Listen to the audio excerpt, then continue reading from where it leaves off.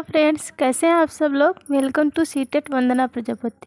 Friends, आज के video में बात की जाएगी एक ऐसे मनोवैज्ञानिक के बारे में जो आपके सीटेट के एग्ज़ाम्स में हमेशा पूछे जाते हैं। ना कि सिर्फ सीटेट के एग्ज़ाम्स में बल्कि टेट के एग्ज़ाम्स में भी पूछे जाते हैं। इसीलिए इतना महत्वपूर्ण वीडियो होने वाली है आज आप सभी के लिए। तो जो फ्रेंड्स चैनल पर नए हैं तो प्लीज़ चैनल को सब्सक्राइब कर लें ताकि सीटेट से रिलेटेड जितनी भी वीडियो मैं अपलोड करूं आप तक आसानी से पहुंच जाए। तो चलिए फिर बात कर लेते हैं लॉरेंस कोल्बर और उनके सिद्धांत के बारे में। लॉरेंस कोल्बर के नैतिकता का सिद्धांत यानी मोरल डेवलपमेंट थ्योरी। देखिए, पहला तो सबसे ज़्यादा क्वेश्चन यहीं से पूछा गया है और कई बार पूछा गया है, तो ये आपका वेरी इम्पॉर्टेंट है, नोट कर लीजिएगा आप सभी कि मोरल डेवलपमेंट की थ्योरी जो है वो किसने दी थी, यानी नैतिक विकास का सिद्धांत या फिर नैतिकता का सिद्धांत किसने दिया था। तो वो दिया था आपके लॉरेंस कोलबर्ग ने। लॉरेंस कोलबर्ग ने। एक नंबर का यह क्वेश्चन बहुत बार आपके एग्जाम्स में पूछा जाता है। तो ये अब इस सिद्धांत के बारे में देखते हैं, इस सिद्धांत के अंदर क्या क्या चीज़ें दी गई हैं। लेकिन उससे पहले जान लीजिए कोलबर्ग के बारे में। तो कोलबर्ग जो थे वो अमेरिका के वैज्ञानिक थे जिन्होंने नैतिकता का सिद्धांत या फिर नैतिक विकास का सिद्धांत दिया। देखिए, पहले तो इसमें सबसे पहले हम समझते हैं कि नैतिकता होती क्या है, जो मोरलिटी है वो होती क्या है। आगे देखते हैं।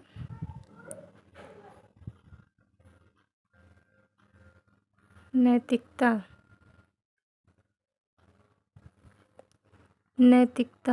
यह वह गुण है जिसमें हमें सही और गलत की पहचान होती है। बच्चा अपने सामाजिक परिवेश से ही नैतिकता और अनैतिकता को जानता है। देखिए, सिंपल सा दिया है, जिसमें सही गलत की पहचान हो वहीं पर नैतिकता होती है। जैसे हमें बताया जाता है कि चोरी करना बुरी बात है, चोरी करना बुरी बात है, तो ये क्या हो गई आपकी, ये भी नैतिकता के अंदर ही आ जाएगी।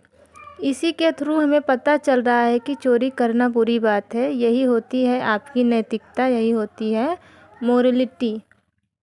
अब आगे देखते हैं। देखिए, इसमें बहुत ही महत्वपूर्ण पॉइंट दिया गया है एक, कि इसको आप लोग ध्यान दीजिएगा थोड़ा सा, कि बच्चा अपने सामाजिक परिवेश से ही नैतिकता और अनैतिकता को सीखता है। इसको लिख लीजिएगा, ये यहाँ से क्वेश्चन बन सकता है आपका। ये आपका बहुत ही महत्वपूर्ण पॉइंट है। अब आप लोग बताइए, मुझे सिंपल सी बात बताइए कि आप लोगों ने नैतिकता कहाँ से सीखी। आपको किसने बताया कि ये चीज़ सही होती है, ये चीज़ गलत होती है। आपको कहीं ना कहीं आपके घर वालों ने बताया होगा। तो आपके स्कूल के अंदर आपके टीचर ने बताया, या फिर आपके पास पड़ोस में जो है। तो ये सब जो भी हैं तो ये सामाजिक क्रिया के अंदर आएंगे, यानी सामाजिक परिवेश। जो भी हम सीखते हैं, जितनी भी नैतिकता गलत सही का, वो हमें सामाजिक परिवेश में ही रह के पता चलता है कि ये चीज़ गलत है, ये चीज़ सही है। ठीक, फिर यहाँ तक समझ लिया आपने नैतिकता के बारे में। चलिए आगे बात करते हैं। जो कोलबर्ग थे उन्होंने बहुत सारे एक्सपेरिमेंट किए थे। जो सबसे बड़ा एक्सपेरिमेंट था, मतलब जो फेमस एक्सपेरिमेंट हुआ था, वो आपका हिंज वाला था। आगे देखते हैं, ये हिंज की कहानी। हाँ, आई होप आप लोगों ने कुछ इसकी कहानी सुनी होगी। नहीं सुनी तो एक बार दोबारा सुन लो। ये जो हिंज की कहानी थी, इसको ध्यान से सुनिएगा और अच्छे से समझने की कोशिश करिएगा। यहीं से आपको अच्छी तरह से समझ में आ जाएगा नैतिकता और अनैतिकता। देखिए, एक महिला थी जो कि यूरोप की थी। यूरोप की थी एक महिला, और उसके जो हस्बैंड थे वो हिंज थे। कौन थे? हिंज थे। और जो हिंज की पत्नी थी उनकी तबीयत बहुत ज़्यादा ख़राब थी। तो डॉक्टर ने एक दवाई लिख के दी कि सिर्फ यही एक दवाई है जिनसे इनकी जान बच सकती है। इसको ध्यान से सुनते जाना। मैं आपसे एक क्वेश्चन भी पूछूंगी, तो डॉक्टर ने दवाई लिख दी कि इस दवाई से इनकी जान बच सकती है और किसी से नहीं। तो जो हिंज थे वो उस बीमार महिला के हस्बैंड थे।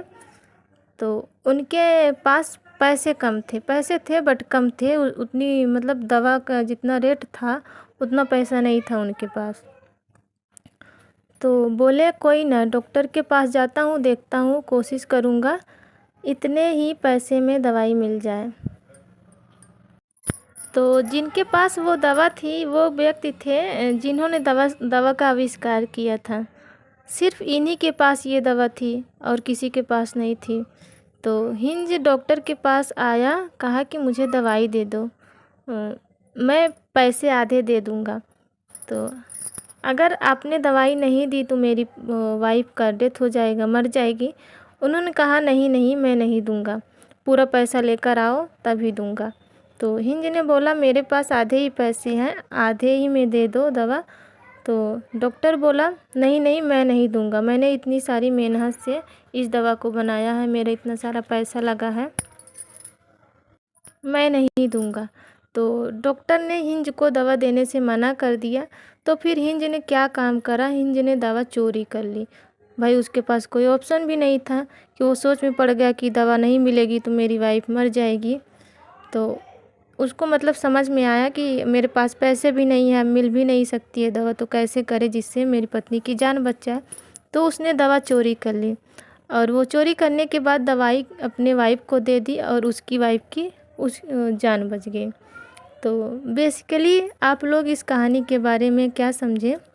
अब मेरा आप लोगों से क्वेश्चन है, देखिए इसमें दो आंसर आएंगे। पहला तो अब आप लोग मुझे एक बात बताइए, क्या हिंज ने सही करा दवाई को चोरी करके? अगर वो चोरी नहीं करता तो बेचारी की वाइफ मर जाती। अब आप में से कुछ लोग इसे गलत बताओगे कि उसको चोरी नहीं करनी थी। अगर ऐसे ही सब चीज़ें चोरी करने लगे तो क्राइम बढ़ता जाएगा। तो डॉक्टर ने जितनी मेहनत करी थी, पैसा लगाया था, वो तो सब बेकार हो गया ना उसका। तो चोरी के बेस पर हम किसी काम को नहीं कर सकते, चोरी करना गलत बात है। तो देखो आप में से कुछ ने तो सही माना कि चोरी करके जान बच गई और कुछ ने इसको गलत माना। तो बेसिकली यही से नैतिकता का पता चल जाता है कि कौन सी चीज़ सही है और कौन सी चीज़ गलत है। अब देखिए इस कहानी से संबंधित कुछ टर्म्स निकलते हैं, उनको जान लेते हैं। तो दो कॉन्सेप्ट है, आगे देखते हैं।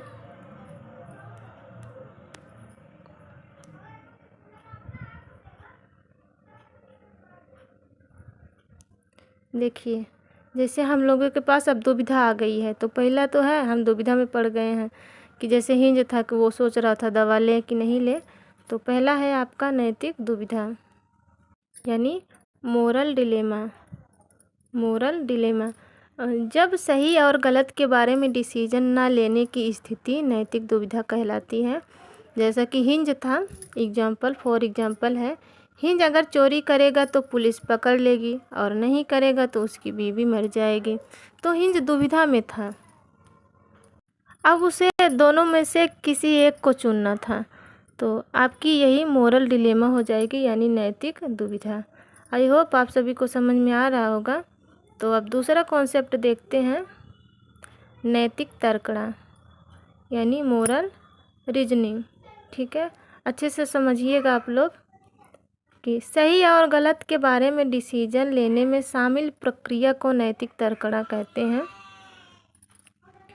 फॉर एग्जाम्पल, सही और गलत में से किसी एक को चुनना, जैसे हिंज ने चोरी को चुना, तो लास्ट में इसमें मतलब नैतिक तर्कणा में डिसीजन लेना ही पड़ेगा, किसी एक को चुनना पड़ेगा, चाहे वो सही हो या फिर गलत हो। और नैतिक दुविधा के अंदर हम लोग डिसीजन नहीं ले पाते हैं कि क्या सही है क्या गलत है, किसको चुने किसको ना चुने। तो इसमें हिंज ने क्या किया था, उसने चोरी को चुना था, यानी कि मेरी बीवी बच जाएगी, तो इसमें वो डिसीजन ले लिया था। तो आई होप आप सभी ने moral dilemma and moral reasoning को अच्छे से समझ लिया होगा। अब आगे देखते हैं।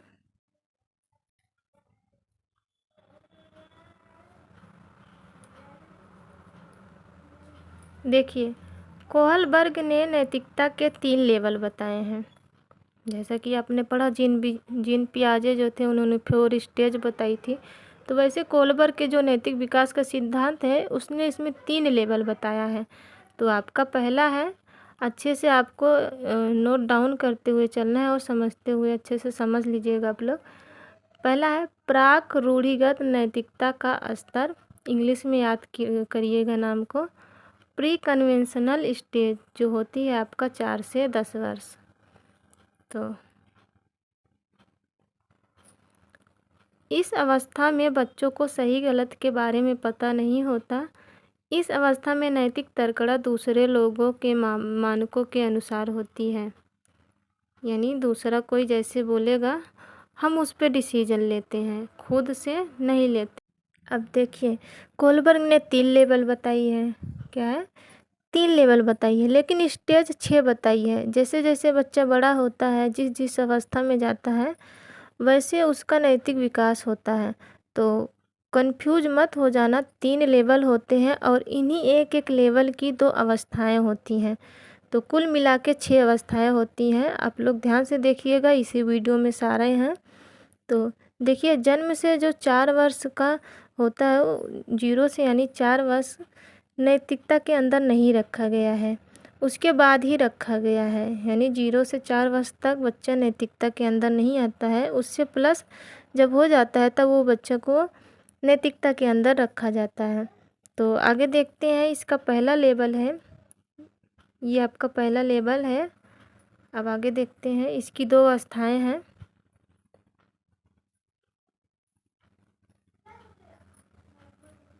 ये अच्छे से लिख लीजिएगा, आप लोग नोट डाउन कर लीजिएगा। 2 अवस्थाएं हैं। पहला है दंड एवं आज्ञा पालन उन्मुखता, इंग्लिश में याद करिएगा जितने भी नाम हैं आप लोग, पनिशमेंट एंड ओबीडियंस। तो इसमें क्या है, इसमें बच्चों की नैतिकता सजा और आज्ञा पालन पर आधारित होती है। देखिए जब हिंज ने चोरी की तो बच्चों ने सोचा कि अगर वह चोरी करेगा तो उसे सज़ा मिलेगी। तो इसमें नैतिकता जो है वो पनिशमेंट पर रहेगी, मतलब बच्चा क्या सोच रहा है कि उसको दंड मिलेगा। फॉर एग्ज़ाम्पल अगर आपके घर में 10 साल का बच्चा है, तो अगर मेहमान को उसने जैसे पैर छू लिया, नमस्ते कर लिया, तो उसको क्या मिलती है? शाबाशी। अगर वहीं पे बच्चा नमस्ते नहीं किया, पैर नहीं छुआ, तो जब भी मेहमान चले जाते हैं तो घर वाले क्या करते हैं, मम्मी पापा जो भी, तो बाद में उस बच्चे को कुछ सुनाएंगे या फिर पिटाई करना पक्का है। तो बेसिकली अगर उसने नमस्ते करी तो आज्ञा पालन कर रहा है, और अगर नहीं करी तो उसे दंड मिल रहा है। तो इसमें बच्चा भी सोच रहा है अगर नहीं करूँगा, मतलब वो जो था नैतिकता उसका डर से है, यानी दूसरे के अनुसार है, वो अपने अनुसार नहीं कर रहा है, दूसरे के अनुसार अगर नहीं करेगा तो उसको दंड मिलेगा, यही सोच के वो नमस्ते करता है। अब नंबर 2 देखते हैं आगे। 2 नंबर है साधनात्मक सापेक्षता तथा उन्मुखता। इस अवस्था को जैसे को तैसा कहा जाता है। ये इसको आप लोग ध्यान से देखिएगा और समझिएगा। कहा जाता है क्योंकि इसमें जैसा व्यवहार उसके साथ कोई करेगा वैसे ही वह खुद भी करेगा। अब ये जो भी स्टेज दिख रहे हैं दोनों, ये 0 से 4 वर्ष तक की हैं, तो आप लोग अच्छे से समझिएगा। अब इसमें जैसा व्यवहार उसके साथ कोई करेगा, बच्चा वैसे ही वह खुद भी उनके साथ वैसे ही व्यवहार करेगा। जैसे कि फॉर एग्जांपल एक बच्चे ने दूसरे बच्चे की पेंसिल तोड़ दी, तो दूसरा बच्चा ने क्या सोचा कि इसने मेरी पेंसिल तोड़ी है तो मैं भी इसका पेंसिल तोड़ूंगा। तो बच्चा कहेगा कि मेरे साथ गलत करोगे तो मैं भी गलत करूँगा, मतलब कि जैसे को तैसा। आई होप आप सभी को समझ में आ रहा है। आगे देखते हैं। देखिए दूसरा लेवल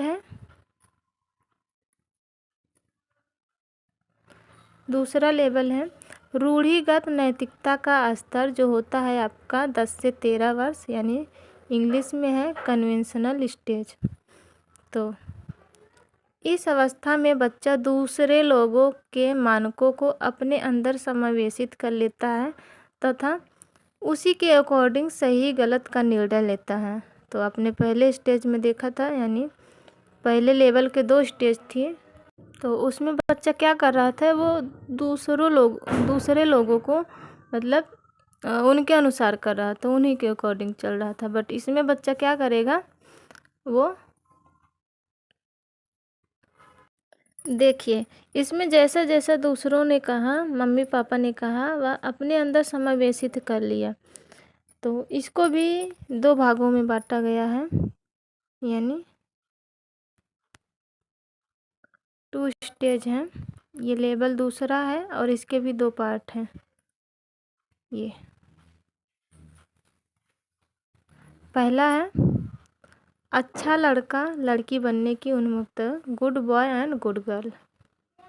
अब देखिए, इसमें बच्चा चाहता है कि हम दूसरे के अकॉर्डिंग चलेंगे तो जिससे सब कोई बोलेगा कि तुम अच्छे हो, अच्छा लड़का है, अच्छा लड़की है। तो अपने आप को अच्छा साबित करना चाहता है, ठीक है। और दूसरा क्या है, दूसरा कानून एवं व्यवस्था उन्मुक्तता, लॉ एंड ऑर्डर ओरिएंटेशन। तो इसमें बच्चा कानून तथा सामाजिक व्यवस्था को बनाए रखने की भावना विकसित करता है। देखिए, अगर जैसे मतलब उसने सुना होगा कि हाँ, मेरे पापा के रेड लाइट के वजह से रोड क्रॉसिंग करते टाइम उनका एक्सीडेंट हो गया था, तो वो मर गए थे। तो इसमें बच्चा क्या करेगा, वो सोचेगा, क्योंकि उसके पापा का एक्सीडेंट हुआ था वो भी रेड लाइट की वजह से, यानी रेड लाइट पार करते हुए, इसीलिए वह ऐसा नहीं करेगा। तो यहाँ पर बच्चा क्या काम कर रहा है, जो कानून होती है, जो व्यवस्था होती है, उसको मेंटेन रखने की भावना विकसित करता है। समझ गए। अब आगे देखते हैं। अब तीसरा लेवल है उत्तर रूढ़िगत नैतिकता, जो होता है आपका 13 वर्ष से ऊपर, यानी पोस्ट कन्वेंशनल स्टेज यानी 3 है स्तर, और उसके जो हैं आपके लेवल 3 बताए गए हैं और स्टेज 6 हैं कुल मिला के। तो इसमें क्या करता है, इसमें डिसीजन खुद से लिए जाते हैं, ना कि समाज के जरिए कि क्या सही है क्या गलत है। अब इसके भी 2 पार्ट हैं, आगे देखते हैं। पहला है सामाजिक अनुबंध उन्मुक्तता, सोशल कॉन्ट्रैक्ट ओरिएंटेशन।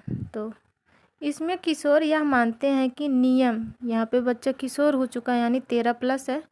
तो इसमें कुछ किशोर यह मानते हैं कि नियम लोगों की भले के लिए है। अगर आप किसी नियम से लोगों का नुकसान होता है तो ऐसे नियम को तोड़ देना चाहिए। अब देखिए, इसके अंदर बच्चा क्या काम करता है कि बच्चा सारे डिसीजन स्वयं लेता है, खुद लेता है, ना कि समाज से। मान लीजिए किसी चीज़ को सही कहता है, किसी चीज़ को गलत, यानी कोई चीज़ सही है, किसी ने किसी चीज़ को बोला कि ये गलत है और दूसरा कोई बोला ये सही है, तो बच्चा इसमें क्या निर्णय लेगा, वो अपने अकॉर्डिंग डिसीजन लेगा कि सही क्या है और गलत क्या है। वो खुद सोचेगा कि मेरे हिसाब से क्या सही है क्या गलत है। तो इसकी भी 2 अवस्थाएं हैं, आगे देखते हैं।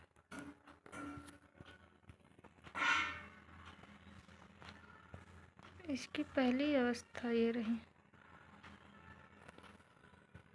सॉरी हमने पहले देख लिया, अब दूसरा देखेंगे। सार्वभौमिक नैतिक सिद्धांत उन्मुक्तता, यानी यूनिवर्सल इथिकल प्रिंसिपल्स ओरिएंटेशन। तो इसमें किशोर दूसरों के विचारों से नहीं बल्कि अपने खुद के मानकों के अनुसार व्यवहार करता है। इसमें किशोर दूसरों के फायदे के लिए अपनी जान पर भी खेल जाते हैं। फॉर एग्जाम्पल जैसे भगत सिंह जी थे, जो छोटी एज में ही डिसीजन ले लिया कि हमारे देश को हमें आज़ादी दिलानी है। तो इन्होंने इन्होंने दूसरों को मानकों के अनुसार नहीं चला। गांधी जी कहते थे कि अहिंसा का रास्ता अपनाओ, और ये कहते थे हमको आज़ादी लेनी है, चाहे जैसे लेनी, चाहे अहिंसा से हो या फिर हिंसा से।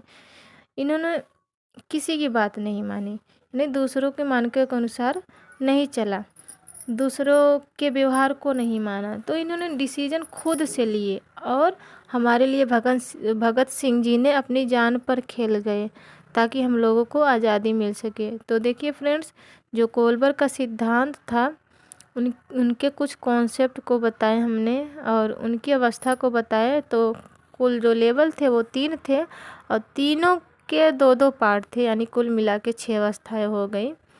तो आई होप आप सभी ने अच्छे से समझ लिया होगा। तो ये चैप्टर आपका कंप्लीट हो गया। आई होप कि आपको समझ में आया होगा। तो चैनल को सब्सक्राइब कर लीजिए, शेयर कर दीजिए और कमेंट में ज़रूर बताइए कि यह वीडियो आपके लिए कैसी थी। तो मिलते हैं नेक्स्ट वीडियो में नेक्स्ट टॉपिक के साथ। तब तक के लिए बाय एंड थैंक यू।